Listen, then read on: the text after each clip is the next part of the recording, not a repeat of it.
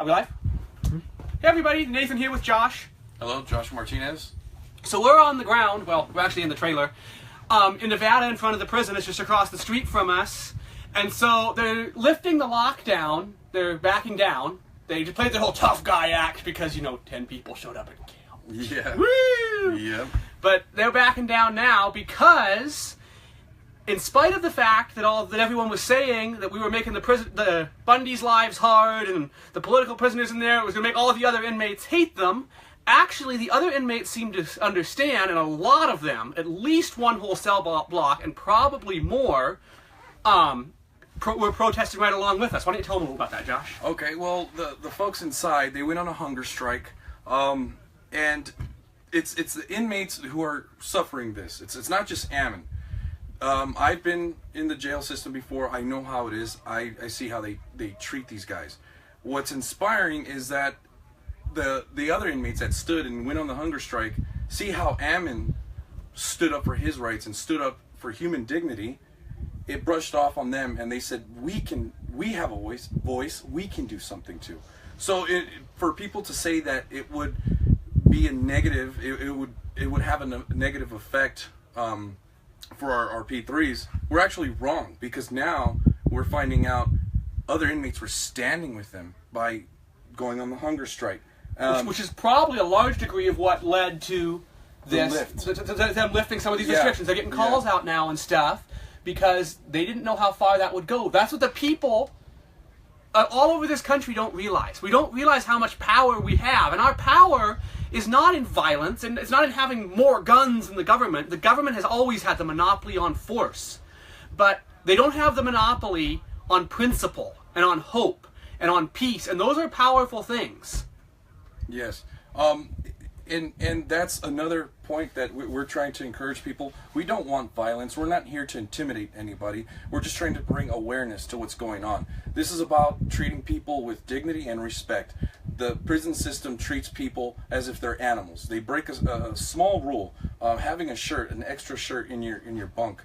That doesn't constitute for someone to be thrown into a 3x3 cell. Whatever the cell size was, it doesn't matter. The fact of the matter is they treated somebody less than a human, less than an animal, just because they broke a small policy that it could have been corrected anyway.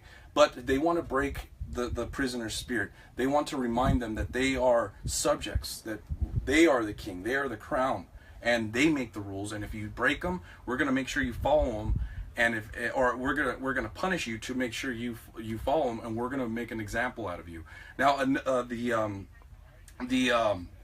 the prisoners that face this every day, they know. You have to be in their shoes to understand how it feels to be shackled up for 13 hours in a small cell.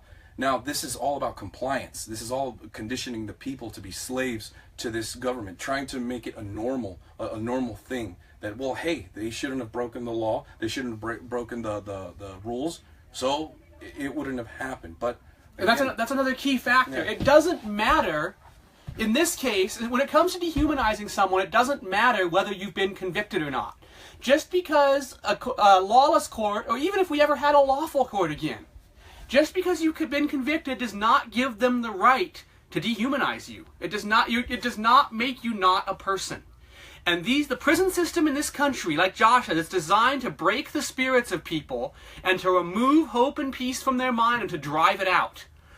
And that is when they abuse these guys, that's what they're trying to do. If they cannot break their spirits, they have no control over them. They can control their body, but if they can't break their spirits, that prisoner actually becomes a threat to them from within, because he starts encouraging the men whose spirits were broken, and they start saying, wait, maybe there's still something alive in me after all. Yes, and that fire starts burning again. That fire that these prison systems are trying to extinguish is coming back.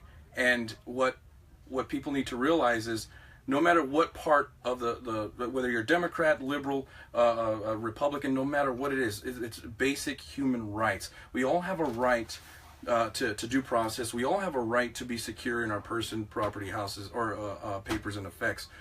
And if we're ever accused of something, we should have a right to challenge that and speak up and have a chance to say, and have a chance to defend ourselves. Even in the system, even in the prison system, you don't lose all your rights just because you've been accused.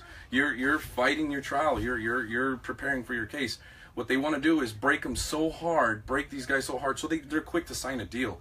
I've heard from people who've been to the prison systems compare it to small detention centers, and their comparison is that the prisons are more comfortable, a little more comfortable than these detention centers, and the reason for that is they want the inmates to quickly sign a deal and to be shipped off to the prison systems, where they get TVs and other things that are considered luxuries. Even though they're still being horribly abused. Yeah, and it's still being dehumanized. Right. But it's horrible that they would have that as an incentive to get them to confess to something they probably didn't do. Exactly. So it's almost kind of like waterboarding, but in just the treatment alone of having a small cell and being deprived of your right to communicate with your family. Ammon, I guess there was some issues with where he could not show his wounds or demonstrate what had happened to him. The guards are trying to keep him to his attorney.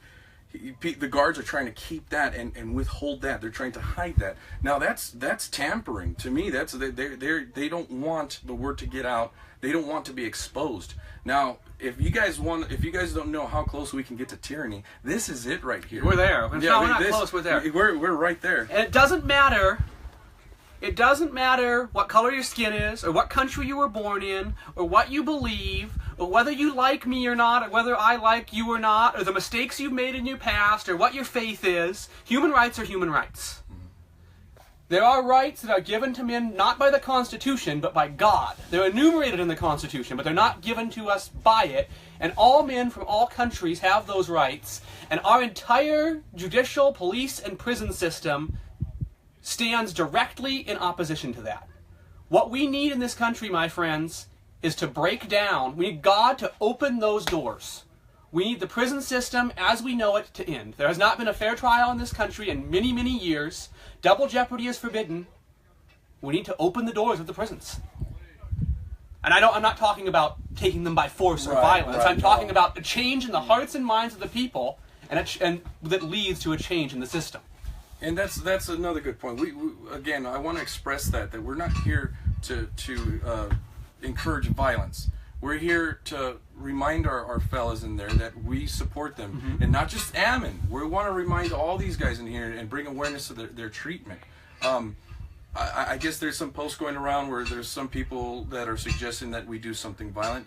Nobody here has ever talked about that or anything. We're here about human rights. That's what this is about. Rights to access to legal counsel, access to your books, whether it's a Bible or the Constitution or federal codes, or a Book of Mormon, or a Quran, or if you're a Hindu, want, I can't remember what the title of it is. They have look. If you want a book, give them a book. and here we're just here to remind our guys in there that we haven't forgotten about them. And you know what? That's the worst feeling in the world, because if you've been in that dungeon before, in that small, dark, cold dungeon, the thing that really hurts the most is your mind getting to you and telling you that people have forgotten you. Nobody remembers. And when Josh is our guys, we mean every mother, son, and daughter within those prison walls. Yes. And in closing, I want to say to the CCA employees, fellas, there's a way out. You don't have to sell your soul for peanuts. There's repentance. There's hope. You can still change this. You can still be a man you can be proud of. Nice. I think I'm done. Me too. Thank you all. Take care.